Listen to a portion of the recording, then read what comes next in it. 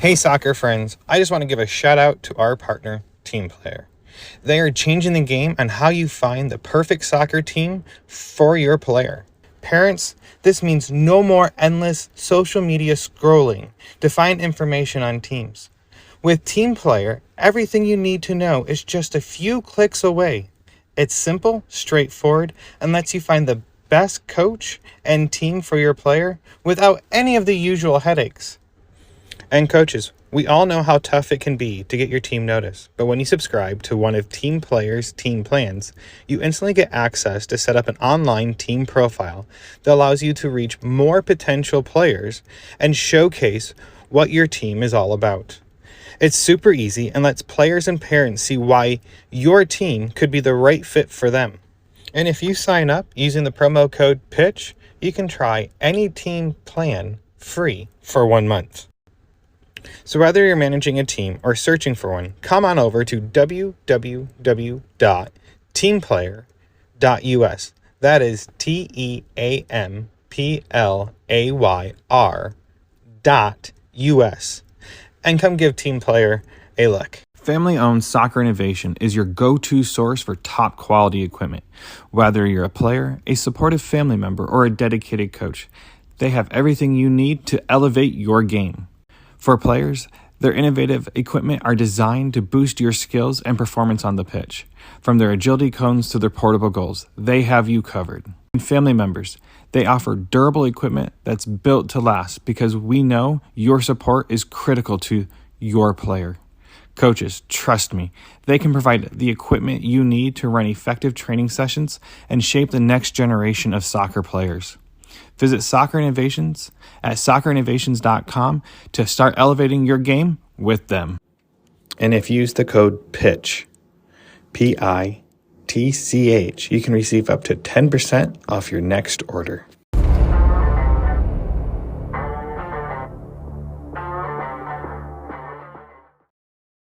Hey, welcome back to Chat by the Pitch. This is Ian Babcock, your host. This week, it's part 2 for ACES Soccer Club with Ben and Jordan. Like I said, this is a multi-part. We had lots of material to go with.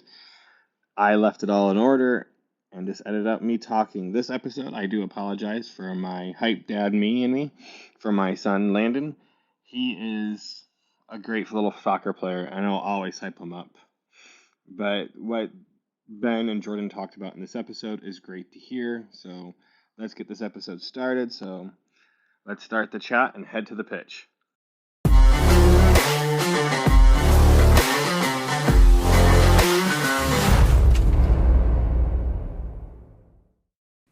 Now, Jordan, you talked about talking to players and really putting their feet to the fire, so to speak. And what age, and Ben, you can chime in on this. This has been a conversation I've had with several clubs now. What age do you guys recommend the conversation go from parent-led to player-led then, since we're leading into the tryout season now?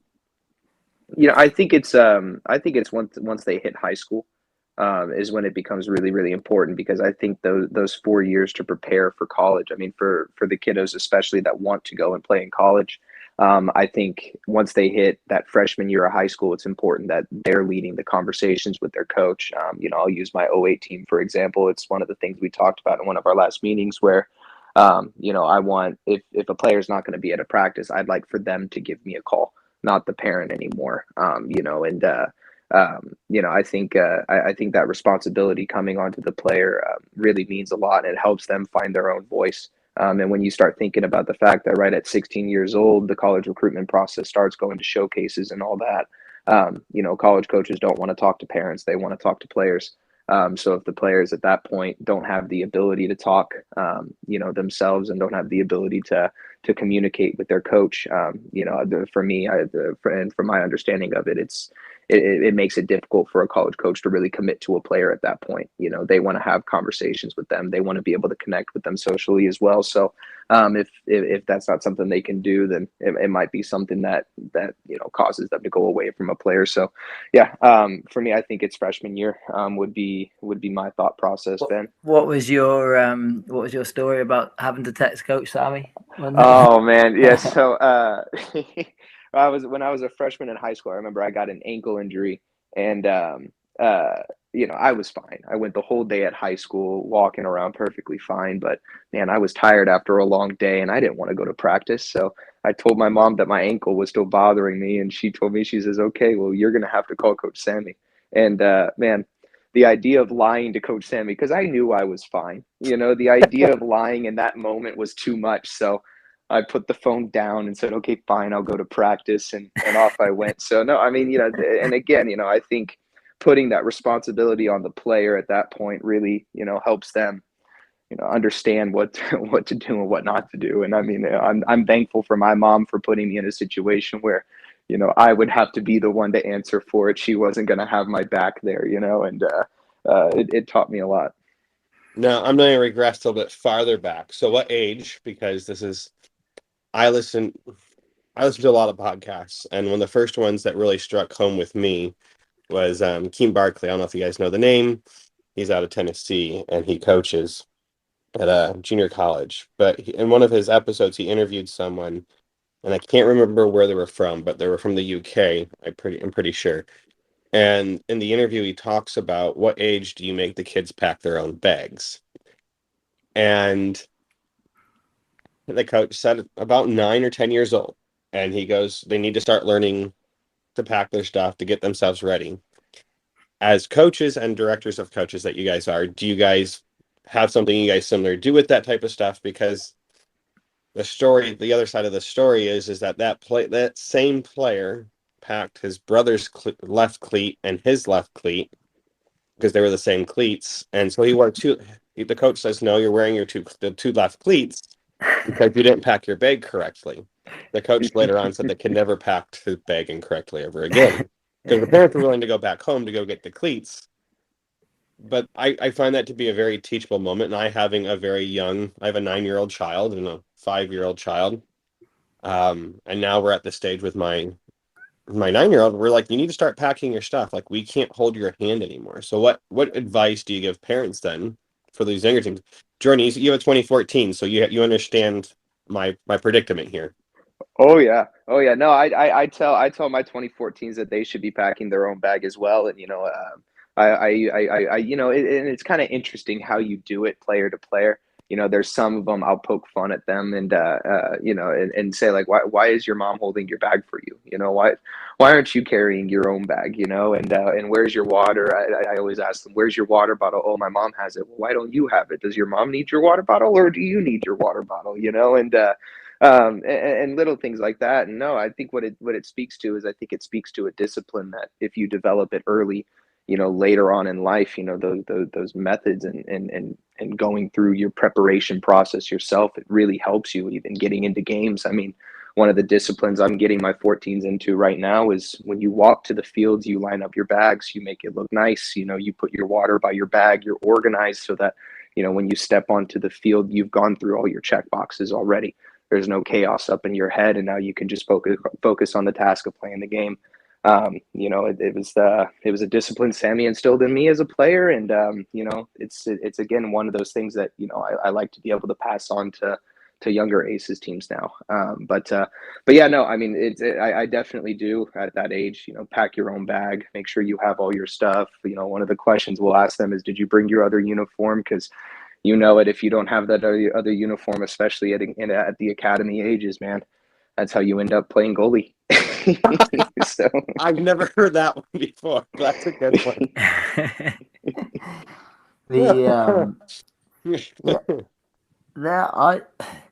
It's hard to put an age on it, right? But I mean, I'm just in terms of kind of evaluations and player evaluations. I always, even from the youngest age, I always want it to be coming kind of from the player, right? And parents will have their questions, and you can speak to the player in a different way. But when I start the evaluation, I really want to speak to the player, even the 6-7-year-olds, and you ask them, because it gets them thinking, right? And you can ask them, where do you think you need to improve? What are the 2 areas you want to improve on? And the more you do that at the younger age, you're never going to get the best answers. Most of them are going to be, I want to score goals, something like that. But, I think right from the start, I think as you make sure you're kind of giving the player the opportunity, and some you obviously mature at different times, and but I think always having that option is good. And it's never, if you just, there's a lot of times where you could just speak to the parents and the kids there, and you're talking about the kid, but they're right there, and I never think it's kind of feels right. So I always have a conversation with a parent, maybe without the kid, but also have the evaluation to start with, at least with the player, and give them the opportunity to try and kind of think for themselves, and not dad or mum telling them what they need to work on, but it's actually coming from them. So I won't. I mean, I can only relate to what my circumstances are because I'm new to this whole thing. I'm young in the process, but having a young kid, I think it's having mom and dad telling him what he needs to work on is completely different than having the coach. yeah. I mean, Landon was challenged. I mean, this is one of my favorite stories. And when I go and ask coaches questions, and this is coming up to it, is I ask certain questions that are direct. And my question I always ask is about creativity, because I feel I've seen too many joystick coaches in my short time, either coaching or trying out for teams. And I always ask about creativity because my son, he watches all these fancy soccer videos, and him and I have spent a lot of time talking like those are cool, but they aren't practical.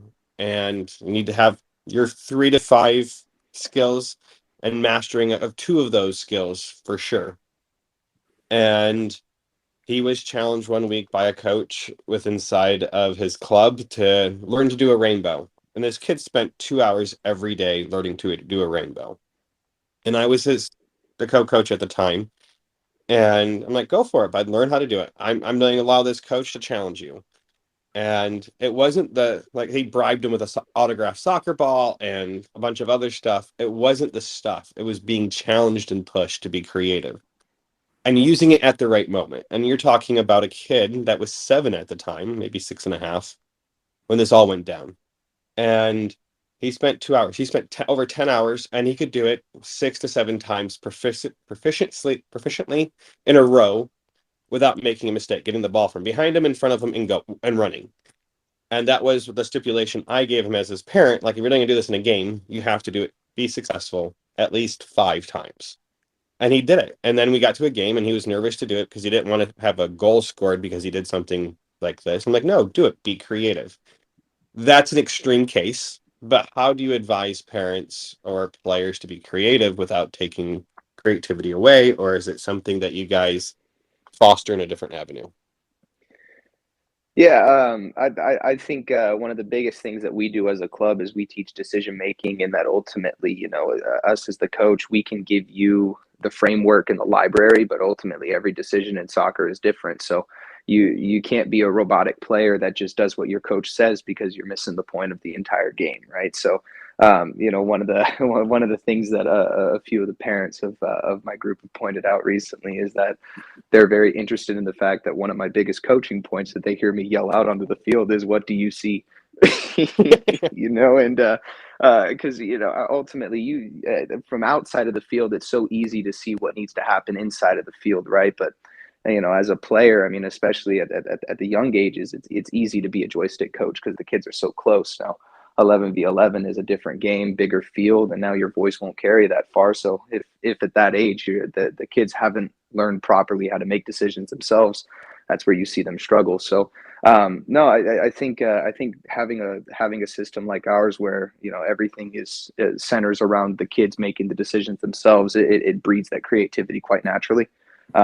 And yeah, that, I guess that'd be my point on that. Yeah, and also jumping on what John said, and kind of what we discussed beforehand, right? These academy teams that we have, the process that we go through of not all about the result right away. If you're pressured by your coach at these young ages to, you guys have to win, you need to win this game, you need to beat this team. Now kids are going to be like, right, like your son, I don't want to make a mistake in the game, right? I'm going to get shouted at if I make a mistake, or I'm going to let my team down, we're going to lose, or whereas if it's much more of a go and try what you need to in training. Express yourselves. The result will be the result, but we want to get better individually as a team. Now, if you're looking at it like that, it's going to be much more of a.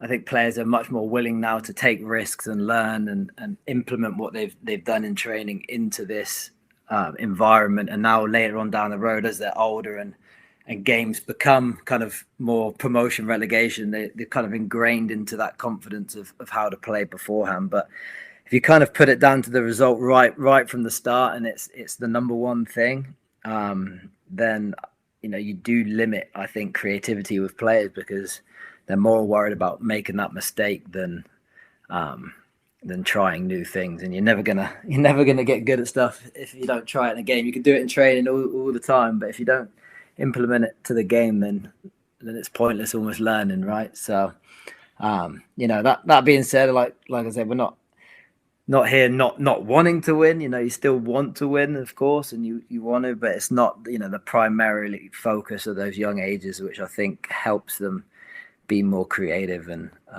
really kind of experiment with certain things. And I hope that it makes more creative players down the road for sure. I think it would. I agree with what you're saying. So yeah, having the opportunity not to be scared, or I guess scared's the right word, or embarrassed if you make a mistake as a player, that they're going to be encouraged to continue trying whatever they tried before to try it again. I find this very fascinating just because you guys have talked about it quite a bit. Development. So in those younger ages where you guys are, the outcome is that the success is winning with development. So if you guys are in a big game, a rivalry game in the academy level, would you guys had a player that hasn't had enough minutes, would you guys put him in if you guys were, if it was a draw at the time, or would you guys strive for that win or put the player in so he can get those touches and those heat moments? Yeah, we have a 50% rule in academy, where every player has to play at least 50% of the game, and that's kind of, now obviously there's certain circumstances if they're injured or if they're sometimes late to a game, whatever, and you're trying to enforce the message, certain things, but the majority of the time, if a player's there and then is doing the right things, then 50% of the game, it doesn't matter kind of who we're playing, what that game's for. In academy ages, you're not getting promoted, you're not getting relegated. Our coaches are not.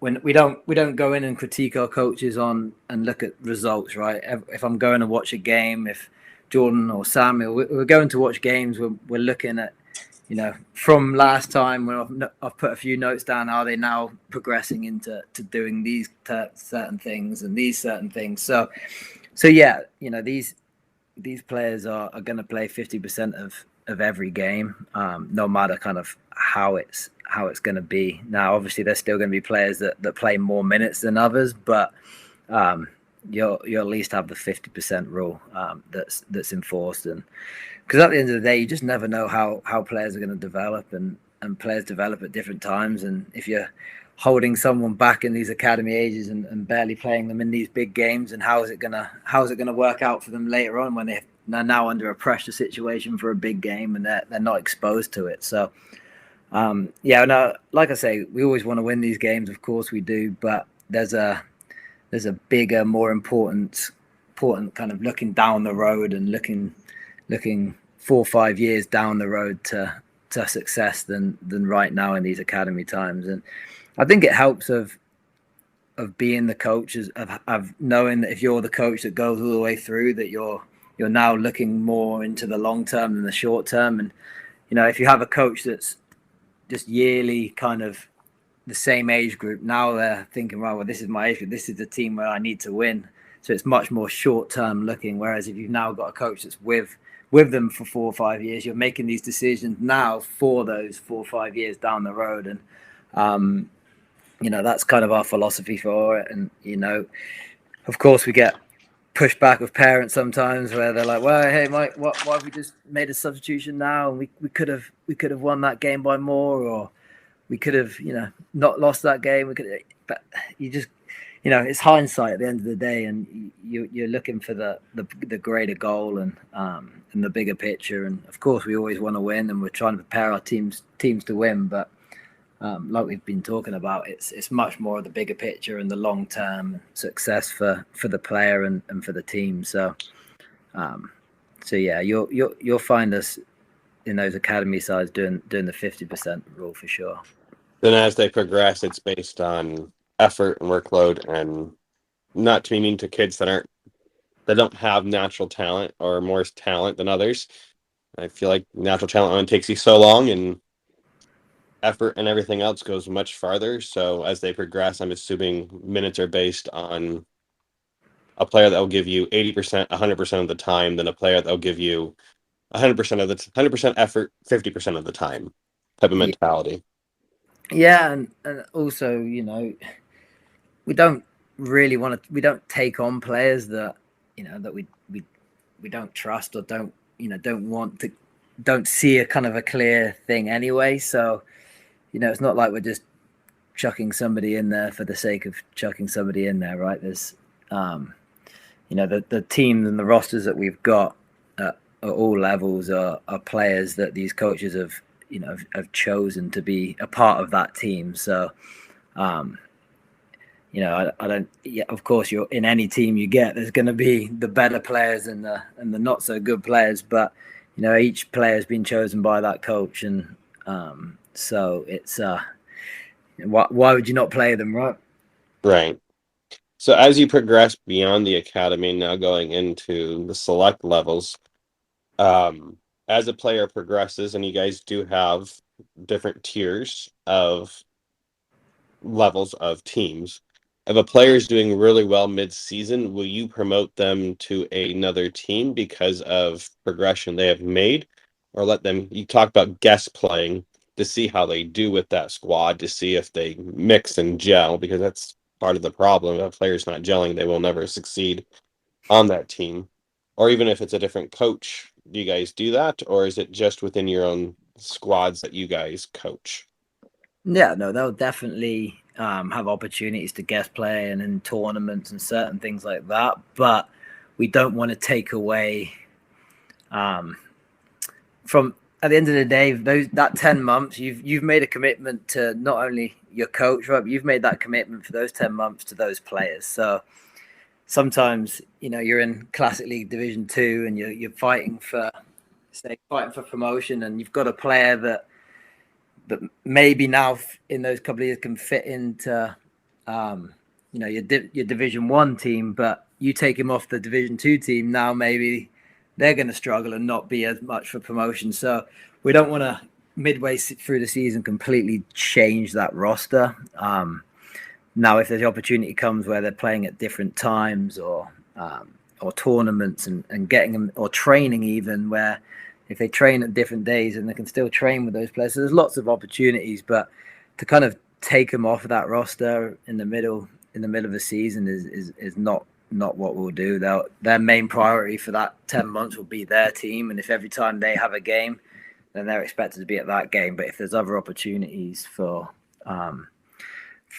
more playing time in other areas, then albeit. But we don't want to, because if you're a parent on that black team and suddenly your best player's moved on and you're about to get promoted and now you lose the next 2 games and you don't, then there's a bigger picture to all of it, right? Right. So you want to commit to that team, and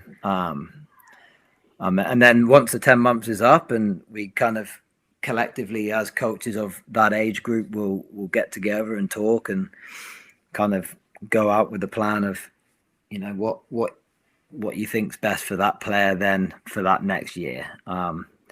So the good thing is it's every 10 months you can really kind of evaluate and get to change it here and there, but middle of the season to completely change it is very rare, really. To kind of echo what Ben's talking about there, really, I mean, once the teams reach that select level, keeping the philosophy of it being a collective, even amongst all the teams within the age group, all player movement between teams. It just really has to make sense. And we never want to leave a team unbalanced, because then the perception of it all becomes, oh, the only team that truly matters is the gold team. And that's not the case. I mean, it's one of the things where, I mean, even within the 2014s, it'd be the happiest day of my life if the black team was just as good as the gold team that I have, or the white team was in the same division. If one of them won whatever league we were in over me, I would be happy, because that means that, the development process really does truly work. So, a lot of it does, just, again, it has to just make total sense. And we never want to leave a team unbalanced and have that perception be that, oh, only one team within the age group matters, because truly all the teams matter. That's awesome to hear. Now, do you guys have players that play up? I know, being around soccer enough now, I hear there's a lot of players that play up, sometimes 2 years up, even within the large academies. I mean, you hear about players that gone on to be pros that had played years up because their talent level is there. Do you make exceptions for that? Do you guys have it within your own club, or do you guys really recommend age purity for teams? Yeah, no, we have we have some players that play up. I'm not really sure after the select level how often those cases are, but really I think the opportunities to play up more present themselves for us within practices. I'll use, for example, I always forget whether he's a 2011 or a 2010, but his older brother plays on my 2008 team.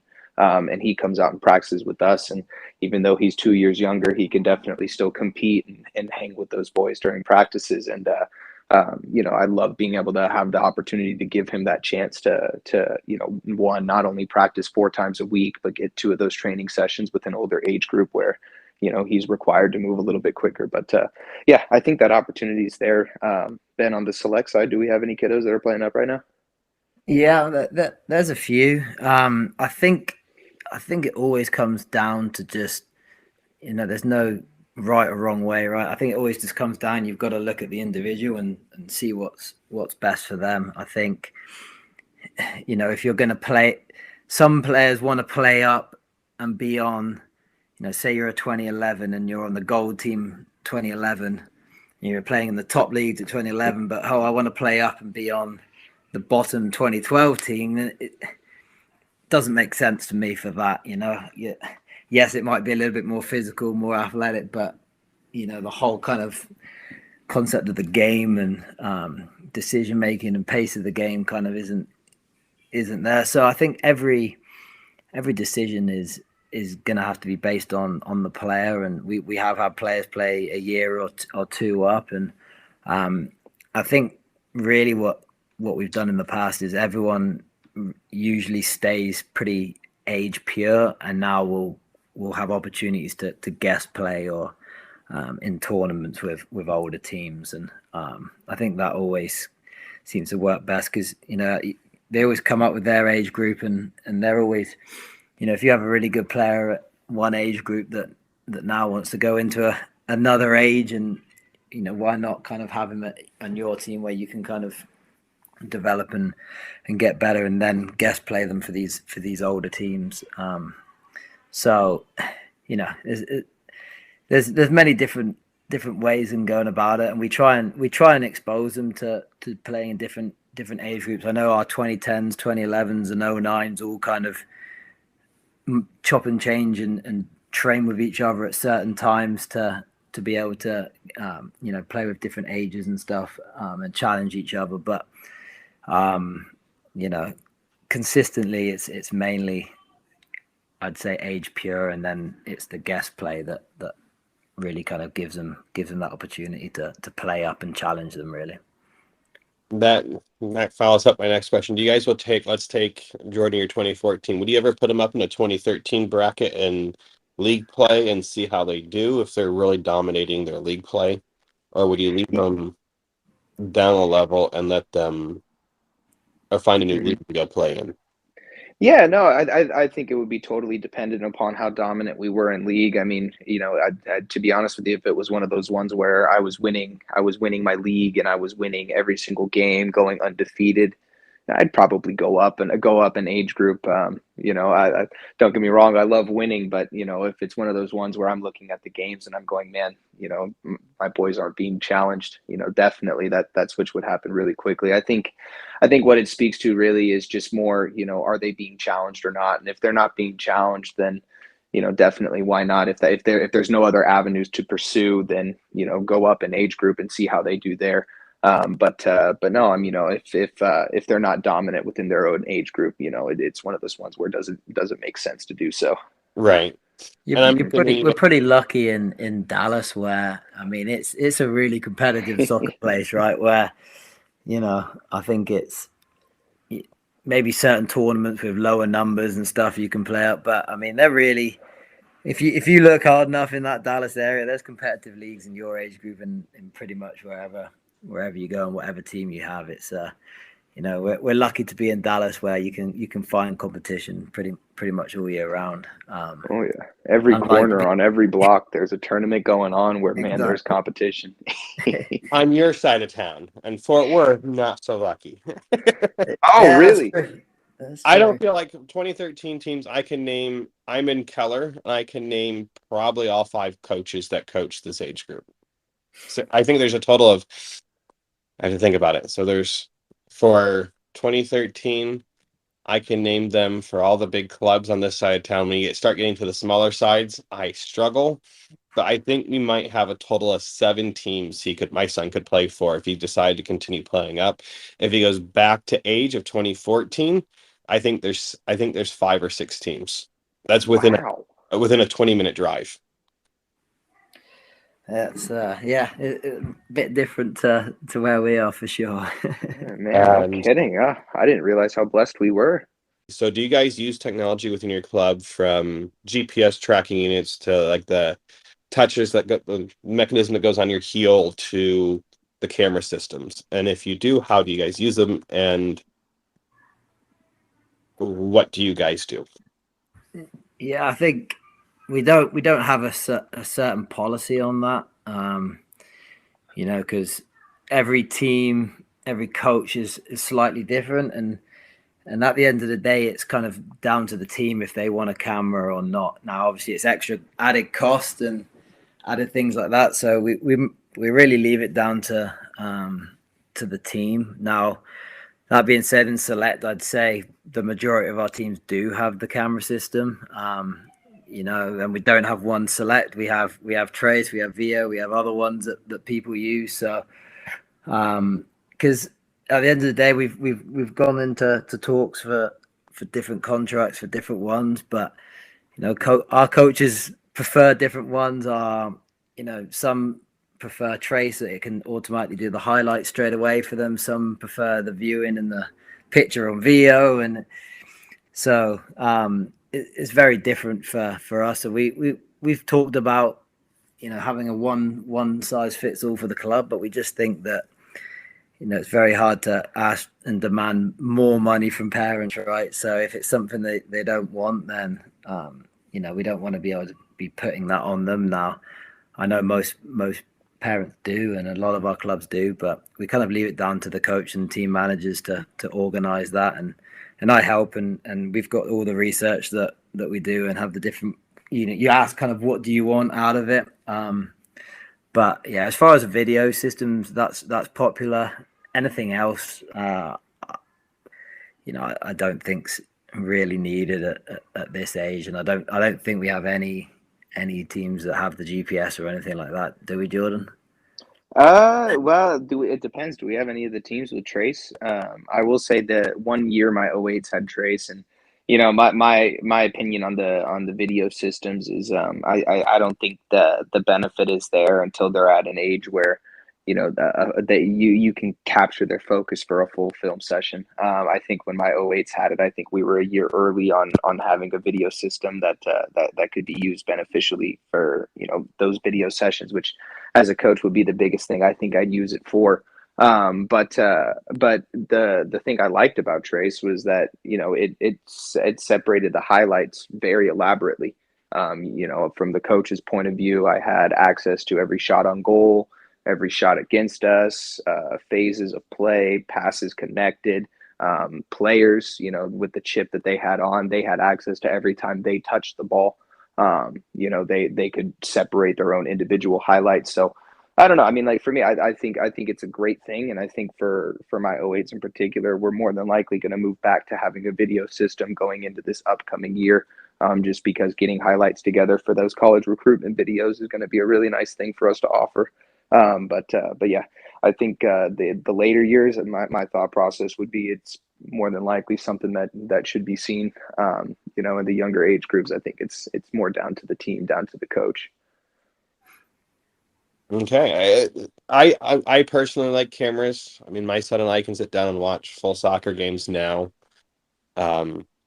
But I feel like I have a unique kid, and he can sit there and watch the whole game glued to the field and telling us what they're doing wrong. And this is a 9-year-old saying, like, he didn't overlap, he didn't do the one touch, he didn't pass it at the right moment.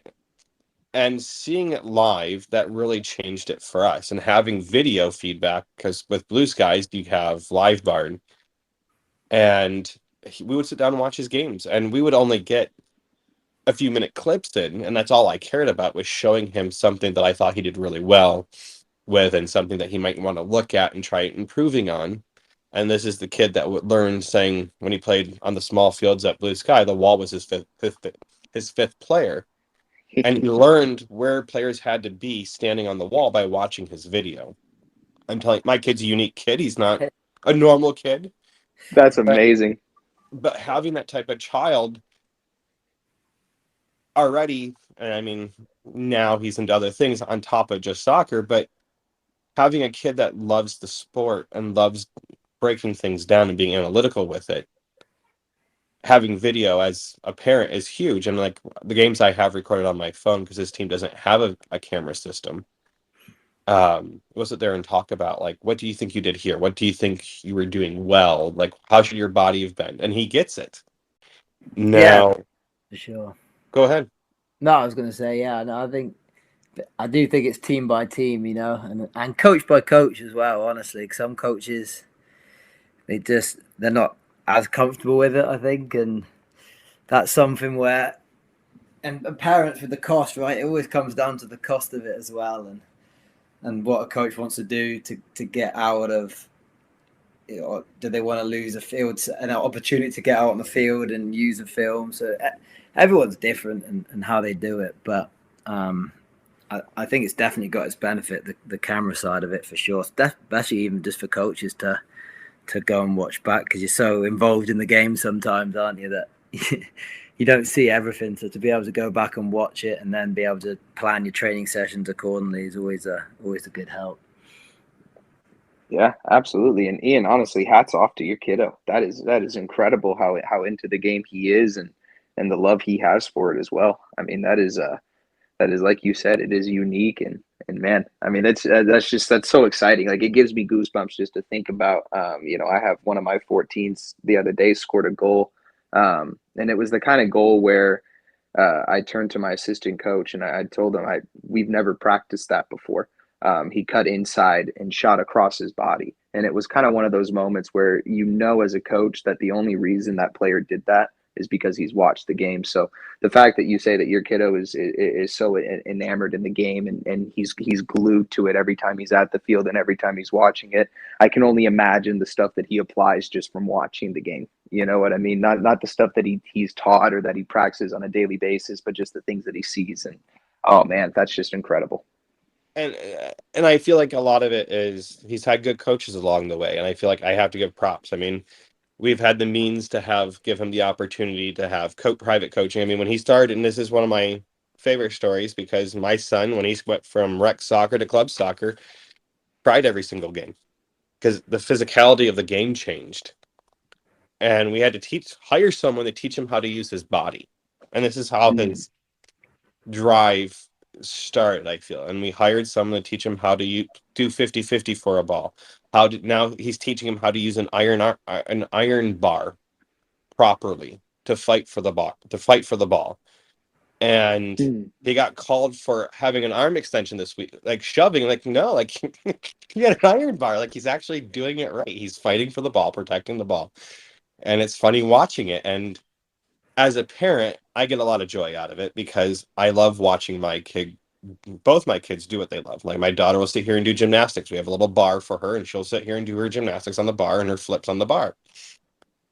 And I think that's I think that's what I'm looking at. I was looking at your website. You guys have street soccer. I'm assuming it's truly street soccer.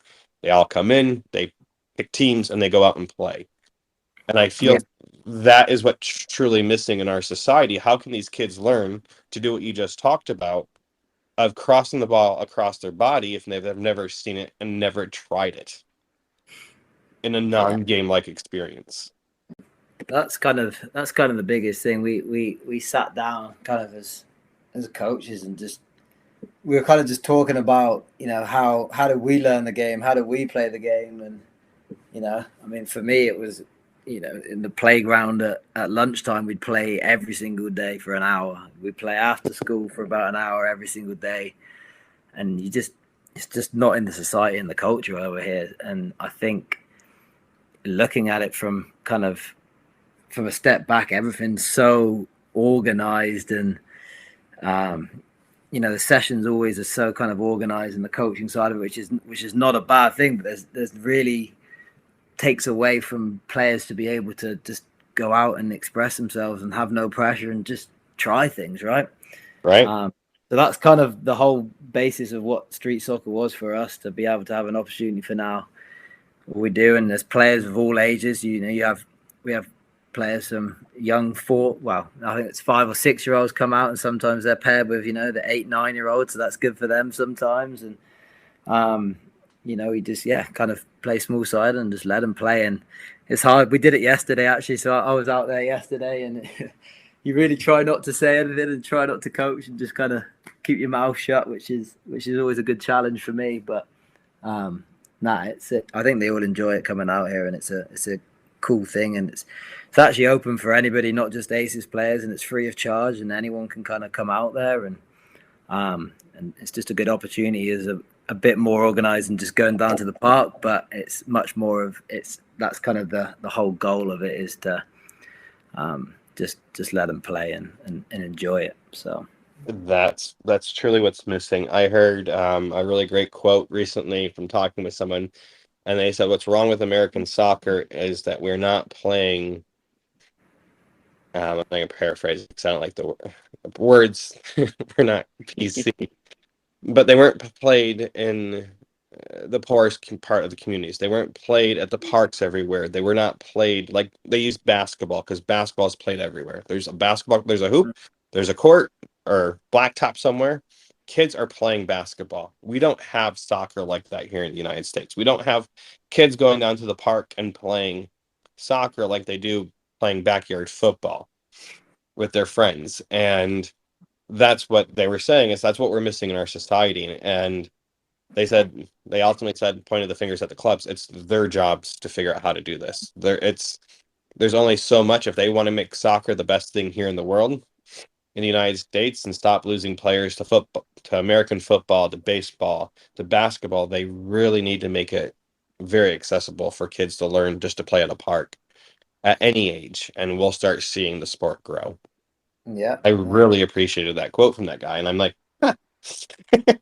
Like, you're onto something here. And you guys are obviously doing that from the sounds of it. Now that leads into, you guys have camps throughout the summer and school year then? Or clinics, whatever you want to call them?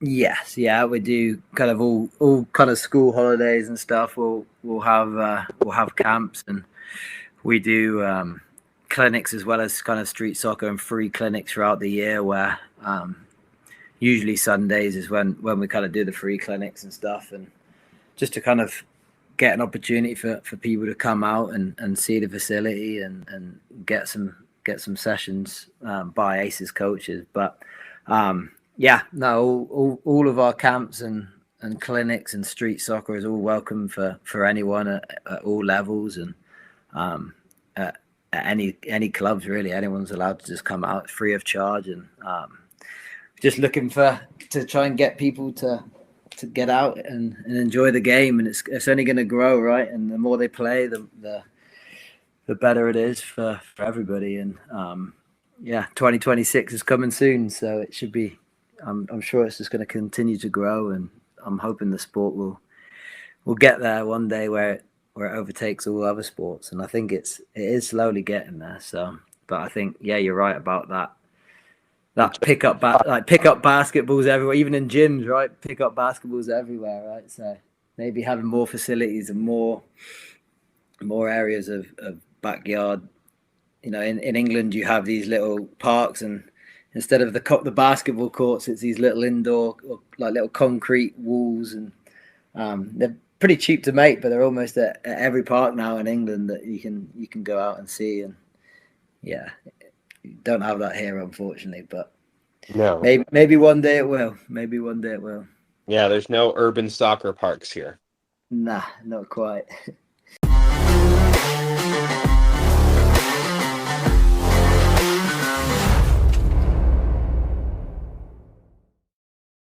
Guys, I hope you guys enjoyed this episode as much as I did, listening and recording it and re-listening to it again.